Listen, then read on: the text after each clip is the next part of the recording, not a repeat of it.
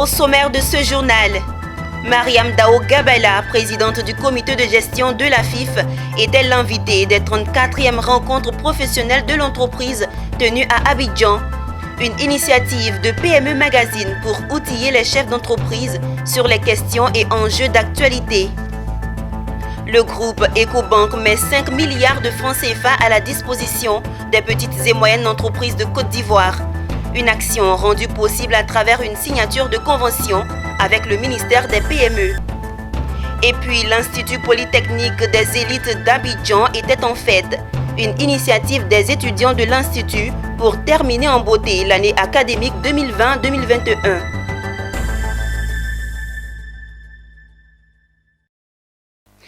Bienvenue Madame, Monsieur, vous suivez l'actualité sur Business 24 Africa. Parlons affaires pour débuter cette édition. La présidente du comité de gestion de la FIF, Fédération ivoirienne de football, était l'invitée ce matin à Abidjan Plateau des 34e rencontres de l'entreprise. Conférencier du jour, Mariam Dao Gabala a exposé sur son expérience en termes de management de crise. À l'initiative de ces rencontres PME Magazine qui vise à outiller à travers des partages d'expériences le monde des affaires et principalement les chefs d'entreprise sur les questions et enjeux d'actualité. Issa Badini, Lignon Gilbert et Marius Siri nous font le point. Il faut avoir de la sagesse et ne pas prendre le déclencheur pour la cause. Ce sont là les conseils de Mariam Dao Gabala à l'endroit des chefs d'entreprise.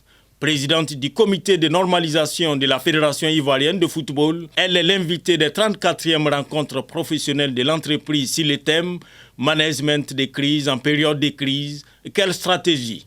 La recette Dao Gabala proposée lors de ces rencontres se résume en des formules mathématiques et ça marche. J'ai beaucoup puisé évidemment dans la sagesse, mais j'ai aussi beaucoup puisé dans les notions de mathématiques. Parce que les crises aujourd'hui s'imbriquent dans d'autres crises. À cela est venue s'ajouter la crise sanitaire. Et donc, dans ce cas-là, comme on le fait en mathématiques, c'est une équation avec plusieurs variables. Il faut réduire cette équation, il faut la simplifier. Aussi complexe que soit une crise, on peut la simplifier en trouvant les 5 ou 6 éléments qui forgent la crise. Des aides d'horloge d'échange qui ont permis aux participants de se donner des orientations quant à une gestion éventuelle des crises. Il n'y a qu'un seul mot à retenir, il faut le dire, c'est tout le dosage en termes d'équilibre et toute la sagesse dont on doit faire montre devant toutes les crises. Et derrière chaque crise, qui pourrait être transformateur, il faille intégrer aussi l'aspect opportunité. C'est avec grand plaisir que nous avons participé. Le thème était un thème d'actualité qui a été donc bien développé par Mariam Dao Gabala. A présenté le sujet dans un contexte d'actualité et ça nous permet d'avoir une certaine vision des clés de réussite dans la gestion des crises au quotidien. Ces rencontres interviennent 24 heures après le retour des éléphants I-23 des JO de Tokyo, éliminés au stade des quarts de finale. Selon la locataire de la maison des Verts de Trècheville, le manque de concentration y est pour beaucoup dans l'élimination de ces poulets. Ils se sont battus, ils ont flanché au dernier moment par manque de concentration. Peut-être parce qu'ils sont jeunes, je ne sais pas, mais pour moi c'est par manque de concentration. Parce que prendre 2 buts à la fin du match en 5 minutes, alors qu'on a tenu tête, ça veut dire qu'il y a eu, ils n'y croyaient peut-être plus et ils ont perdu la concentration. Donc c'est à nous maintenant, en tant qu'animateurs, de voir avec les coachs pour travailler sur la concentration des éléphants. Parce que ce que moi j'ai retenu du foot, c'est que rien n'est gagné jusqu'à la dernière minute. En football comme en business, la maîtrise des crises revêt d'une importance capitale. Et celle qui a sorti l'INACOPEXI de la noyade et en passe d'y parvenir dans le sport roi a tout l'air d'un coach moderne en la matière. Lors de ce 34e rendez-vous des professionnels de l'entreprise, le directeur général de PME Magazine est revenu sur la genèse des rencontres. Dans le milieu de l'entreprise, il faut que l'expérience se partage. On ne peut pas gérer une entreprise avec ce qu'on a appris à l'école. on utilise une petite partie. Le reste se déroule sur le terrain. Et donc, quand nous avons lancé PME Magazine, nous avons jugé utile, dès le premier anniversaire, on a jugé utile de faire 4 rencontres annuelles, c'est-à-dire une tous les trimestres. Et on invite un directeur général, un consultant, quelqu'un qui s'y connaît dans la thématique.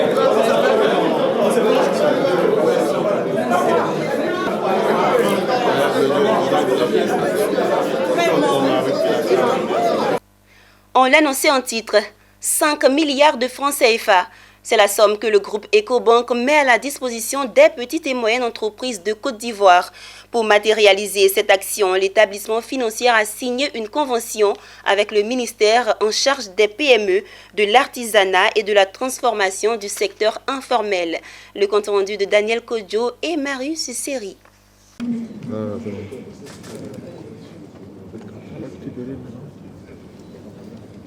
Les parapheurs signés officialisent la disponibilité de 5 milliards de francs CFA en faveur des petites et moyennes entreprises de Côte d'Ivoire. Le groupe Ecobank et le ministère de la promotion des PME, de l'artisanat et de la transformation du secteur informel font désormais chemin ensemble pour faciliter l'accès au financement des entrepreneurs et des petites et moyennes entreprises. Le remboursement s'effectue avec un taux compris entre 7 et 7,5%. C'était pour répondre avant tout à un besoin. Le besoin de financement des PME est connu. Et sous le leadership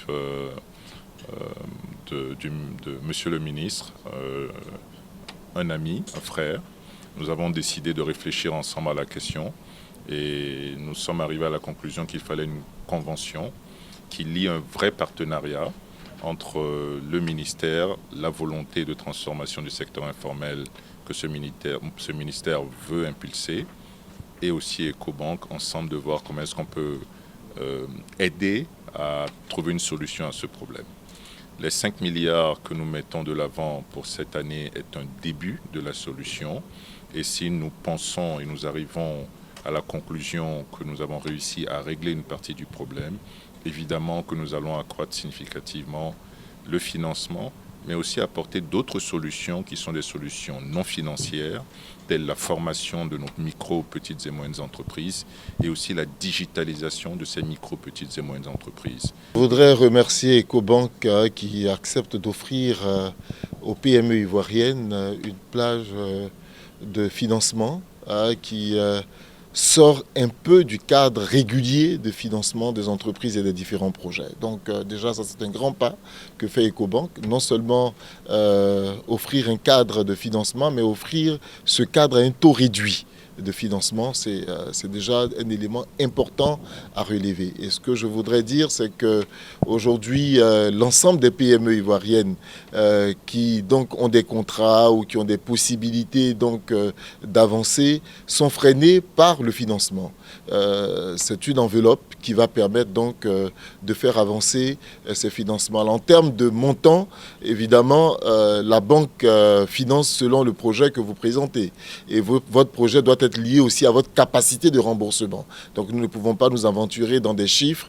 Il y a une enveloppe globale de 5 milliards de francs CFA selon les projets présentés. Le faible accès au financement est un problème auquel sont confrontés les PME. De plus en plus, le ministère de la promotion des PME, de l'artisanat et de la transformation du secteur informel renforce sa stratégie en permettant aux institutions financières d'apporter leur appui aux petites et moyennes entreprises. L'ampleur de la pandémie à Covid-19 n'est plus à démontrer en Afrique, en Côte d'Ivoire notamment. Face à l'impact des politiques publiques liées à la crise sanitaire sur le secteur informel, sur les femmes et sur les jeunes, la CAPEC, cellule d'analyse des politiques économiques du CIRES, a initié un projet soutenu par le Canada et le secrétariat général de la présidence de Côte d'Ivoire. Un an après sa mise en place en août 2020, le directeur de la cellule a informé toutes les parties prenantes lors d'un atelier à Abidjan. Pour freiner les conséquences de la Covid-19, la CAPEC, cellule d'analyse des politiques économiques du CIRES, se tient aux côtés des couches vulnérables que sont les entreprises du secteur informel, les femmes et les jeunes. Son projet de recherche, 4e du genre, porte sur l'impact des politiques publiques liées à la Covid-19 sur les couches sociales les plus vulnérables. Après un an de mise en exécution, les résultats partiels ont été présentés aux stakeholders ou parties prenantes lors de cet atelier d'échange. L'objectif est de recueillir leurs différentes contributions en vue d'une meilleure adéquation entre produits de recherche et besoins des décideurs dans les politiques de réduction des effets socio-économiques de la crise sanitaire. Il a été initié en août 2020 et compte prendre fin dans 30 mois. Le projet veut contribuer justement à une meilleure compréhension de ces impacts-là, l'impact même de la Covid elle-même, et ensuite l'impact des politiques publiques. Parce qu'il est bon de pouvoir initier des politiques publiques et de les mettre en œuvre. Mais une autre chose, c'est d'évaluer ces politiques publiques.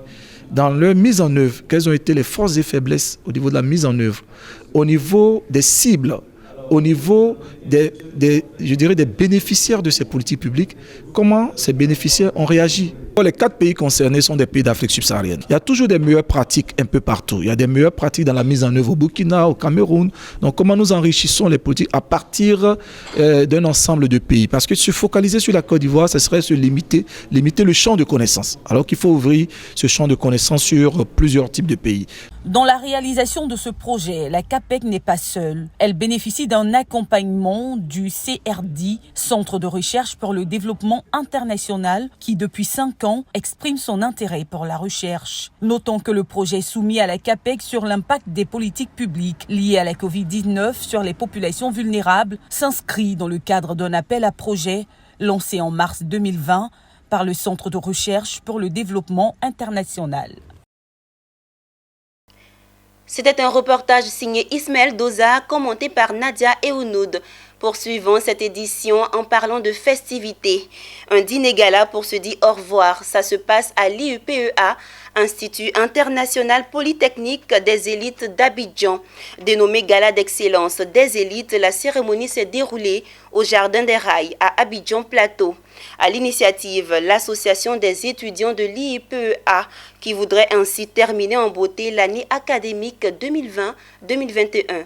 Issa Badini et Marius Siri nous en parlent. Ils ont troqué le temps d'une soirée, l'uniforme de l'école contre des robes, des costumes, des nœuds papillons. À la place des cahiers et autres fascicules, des couverts en attente du riz au poulet, des frites ou de la ticket, de la lumière, de l'élégance dans une salle colorée et hautement sonorisée. À l'affiche, le groupe Zouglou Bénédiction, les Magnifiques, Venom, Fior de Bior. Je me suis déjà libéré.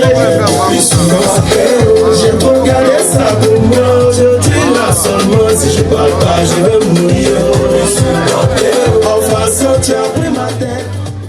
Bienvenue au dîner gala des élites de l'Institut international polytechnique des élites d'Abidjan. À l'initiative, l'association des étudiants qui, à travers cette manifestation, compte semer la cohésion entre étudiants. Bon, ce dîner-là a 2 volets. On a le volet éducatif à travers les récompenses des meilleurs étudiants et autres. Et aussi on a le volet social qui a pour but d'insérer les étudiants, fêter en harmonie et autres. Alors cette fête représente déjà pour les étudiants la fin de 10 mois d'études. 10 mois de travail, de dur labeur qu'ils ont dû faire. Aujourd'hui, ils partent en vacances après cette cérémonie. Donc pour eux, c'est ça. Et puis ensuite, pour les étudiants qui vont se présenter bientôt aux examens du BTS, pour eux, c'est vraiment une façon pour les étudiants de première année de les encourager pour ces épreuves qui, bien entendu, à mon avis, vont bien se dérouler et on aura 100% de taux de réussite. Je suis très très heureuse de participer à cette fête parce que, bon, moi, c'est la première fois à une fête comme cela. Bon, c'est vu que c'est une nouvelle école, il y a des nouveaux bacheliers qu'on a invités. Ils pourront mieux apprendre dans notre école, dans notre institut. Au cours de la cérémonie, plusieurs distinctions ont été décernées. Une occasion que le fondateur de l'IPA a saisie pour revenir sur les caractéristiques de ces établissements. Alors la principale caractéristique de notre école qui se différencie des autres, c'est d'abord, je dirais, cette jonction entre le monde étudiantin et le monde professionnel au fait. C'est-à-dire que nous avons 80% de notre programme est sur le monde professionnel, c'est-à-dire que les étudiants font de la pratique immédiate. En tant que dévancier, j'ai appelé la rigueur. J'ai appelé à l'amour de la qualité du travail bien fait. Et c'est très important dans un monde hyper concurrentiel d'apporter un plus produit, une valeur ajoutée réelle. Et donc je les invite à s'y mettre, à étudier de manière rigoureuse et d'aller au-delà de ce qu'ils apprennent pour se confronter réellement aux attentes du marché. Première édition, Les galas d'excellence des élites de l'IPA visent à promouvoir l'excellence et à consolider les liens entre étudiants d'une part et d'autre part entre étudiants et administration de l'Institut. L'IPA a ouvert ses portes en 2019 avec un effectif de 450 étudiants. L'école forme en sciences juridiques, en sciences économiques et des actions, en sciences de l'information et de la communication pour ce qui concerne les filières universitaires. La Côte d'Ivoire va abriter du 9 au 27 août 2021 la 27e édition de l'Union postale universelle. En prélude de cet événement, le ministre de l'économie numérique, des télécommunications et de l'innovation a fait le point sur l'événement. Il précise à nos reporters Pierre Tebeu et Marius Siri les enjeux de cette rencontre. Que dans l'ère moderne, dans l'ère postcoloniale, ce congrès a lieu en Afrique. Donc c'est une fierté pour l'Afrique. Donc on attend, bien évidemment, que tous les postiers, donc les 192 pays qui constituent l'Union postale universelle, viennent à Abidjan pour participer à cet événement, que ce soit une belle fête et que la poste mondiale en ressorte grandie. Le défi principal de la poste au niveau mondial, c'est de vraiment réussir à digitaliser au mieux les services postaux. Et puis aussi, il y a le commerce électronique, il y a de gros acteurs sur le commerce électronique comme Amazon, qui des fois vient prendre ou grappiller des parts de marché au niveau des différents États.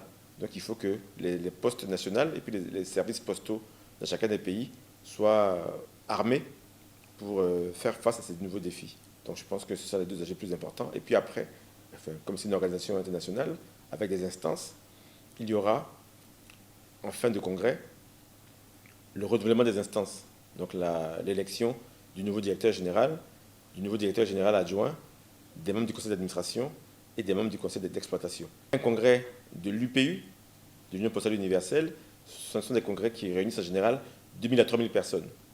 Mais à cause de la pandémie, donc nous allons restreindre le nombre de personnes et on va faire un congrès hybride. Donc ce sera pour nous un défi technologique, parce que c'est la première fois qu'un congrès en mode hybride se fera, puisque tous les congrès se faisaient en présentiel. Donc il y aura des personnes présentes à Abidjan, physiquement, et il y aura d'autres personnes qui se représentent à Abidjan virtuellement, connectées de leur pays d'origine. Donc on va attendre à peu près 2000 à 3000 participants, dont on pense environ 750 à Abidjan, congressistes, et le reste en téléconférence en mode virtuel. Donc le défi sera de faire en sorte que ceux qui ne viendront pas à Abidjan, enfin ceux qui pour nous qui n'auront pas la chance de venir à Abidjan, puissent suivre ce congrès de la manière la plus aisée possible, la plus confortable possible, en utilisant toute la technologie moderne. Rendons-nous à Yamoussoukro, où se trouve le Sénat de Côte d'Ivoire. Ce lundi, les sénateurs ont examiné 2 projets de loi. La première porte sur la fixation des peines applicables à certaines infractions commises en matière de police de la circulation et la seconde sur la proposition de résolution portant modification du règlement du Sénat en Côte d'Ivoire. Pour réduire le nombre d'accidents de circulation en Côte d'Ivoire, le gouvernement a décidé de mettre à jour la loi numéro 63-527 du 26 décembre 1963 portant fixation des peines applicables à certaines infractions commises en matière de police de la circulation. Pour ce faire, il a décidé de soumettre cette mise à jour aux sénateurs avant son application. Au cours de cette séance présidée par Koulibaly Mariam Fétégué, le garde des Sceaux, ministre de la Justice et des Droits de l'Homme, Sansan Kabilé, a expliqué aux sénateurs l'intérêt de mettre à jour cette loi. Elle vise, selon lui, à donner la faculté aux juges au moment de la condamnation du prévenu de prendre des mesures d'annulation du permis de conduire en appréciant souverainement les circonstances de l'accident. Le gouvernement aujourd'hui a engagé des actions de lutte contre la vague d'accidents de circulation que nous connaissons et qui endeuille les populations ivoiriennes. Pour cela, le gouvernement entend utiliser les moyens à sa disposition. C'est vrai, on le fait par la sensibilisation, par la formation, mais également on le fait par le recours à la répression, à l'effet d'annuler les permis des conducteurs de véhicules à moteur qui occasionnent ces accidents. Et ils sont nombreux par leur insouciance, leur inconstance et surtout par leur légèreté. De plus en plus, on assiste à beaucoup de légèreté dans la conduite des véhicules. Le ministère des Transports s'y emploie, le ministère de la Justice également, l'ensemble du gouvernement s'y emploie. Au terme de vote, ce projet de loi a été adopté à l'unanimité des membres présents de la Commission de la Sécurité et de la Défense. La réduction d'articles est venue du fait que, à la pratique, nous nous sommes rendus compte qu'il y a des dispositions qu'on avait prises qui étaient en fait dupliquées dans le document, qui étaient dispersées. Il fallait donc les consolider pour créer une cohérence, une homogénéité dans notre document de référence. Après cette séance, la Commission des affaires générales, institutionnelles et des collectivités territoriales présidée par Abdoulaye Tano s'est réunie pour l'examen de la proposition de résolution portant modification du règlement du Sénat de Côte d'Ivoire après 3 années de pratique. Désormais, il va passer de 163 articles à 158. Le parc national de la Comoé continue d'être infiltré par des orpailleurs, dont les élèves. C'est ce qui ressort entre autres du 31e comité de gestion locale du parc national de la Comoé qui s'est tenu le week-end dernier à Bania, village situé à une vingtaine de kilomètres de Bouna. Cette rencontre a été précédée à Bondoukou d'un atelier de suivi des opérations 2021 du parc. Le reportage de Assalé Joseph, notre reporter régional dans le Bounkani. L'évaluation de l'atelier de suivi du deuxième trimestre du plan d'opération 2021 du Parc national de la Comoé a porté sur 4 activités. À travers des exposés illustrés, les participants ont été instruits sur les progrès enregistrés, les faiblesses constatées et les perspectives d'avenir. Nous avons la surveillance qui se fait de plus en plus avec des outils innovants tels que le Gaming InReach, le Smart Connect, l'utilisation de drones. Après Bondoukou, cap a été mis sur Bouna, précisément le village de Bania, pour la tenue du 31e comité de gestion locale du Parc national de la Comoé. Plusieurs thématiques ont été passées en revue par les participants qui ont jugé satisfaisants les résultats obtenus au titre du premier semestre 2021.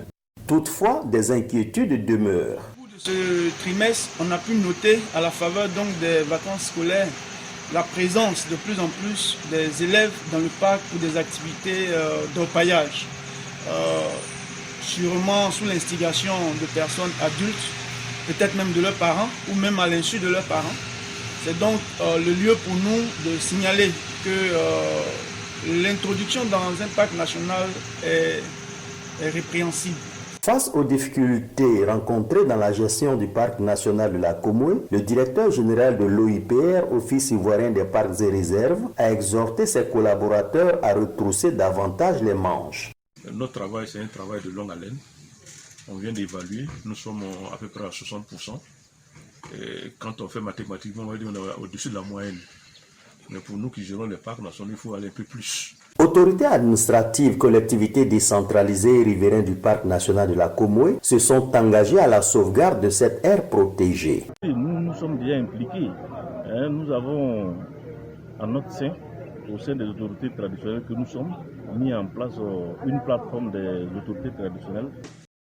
Le Parc national de la Comoé est l'une des plus grandes aires naturelles protégées de l'Afrique de l'Ouest. Classée patrimoine mondial de l'UNESCO et réserve de biosphère, cette aire couvre une superficie d'1 148 756 hectares.